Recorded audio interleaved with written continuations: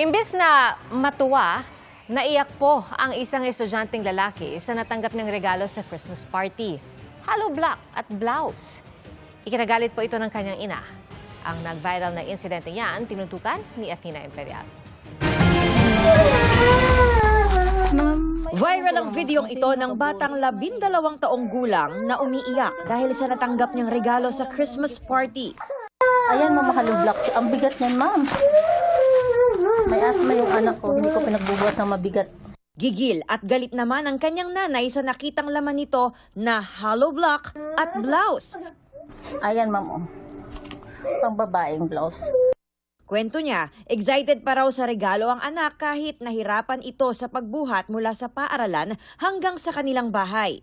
Tinulungan pa nga raw niya ang anak sa pagbuhat at nagtaka kung bakit ito mabigat. Nang makita ng anak ang pink blouse, Lumakas yung iyak niya. Ang sabi niya sa akin, Mama, natatanggap ko naman na bakla ako pero hindi pa ako nagsusuot niyan. agad kinontak ni Evelyn ang class advisor ng anak at ipinadala rito ang natanggap na regalo. Pinagsabihan daw ng guro ang estudyanteng nagregalo sa kanyang anak at ipinatawag ito at ang guardians nito. Sa kanila umanong pag-uusap, sinabi ng guardians ng bata na binigyan nila ito ng 200 pesos para pambili ng regalo. Pero hindi raw nila alam ang binili ng bata. Nanghingi sila ng sorry, wala naman kaming magagawa kung hindi tanggapin. Sabi ng isang clinical psychologist, base sa viral video, distressed ang batang nakatanggap ng regalo.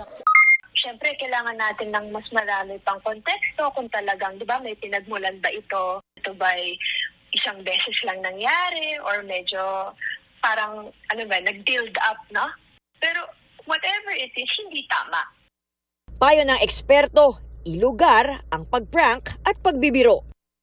Ang simbolo ng regalo ay naisip ka niya.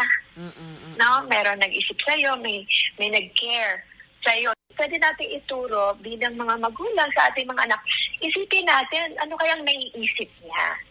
Sa palagay mo ba, di ba, pagbukas niya, matatawa siya o naiiyak siya? Minsan hindi kasi talaga alam ng mga bata na posibleng iba ang maging reaksyon. Dapat ituro mo sa kanila paano nga makiramdam.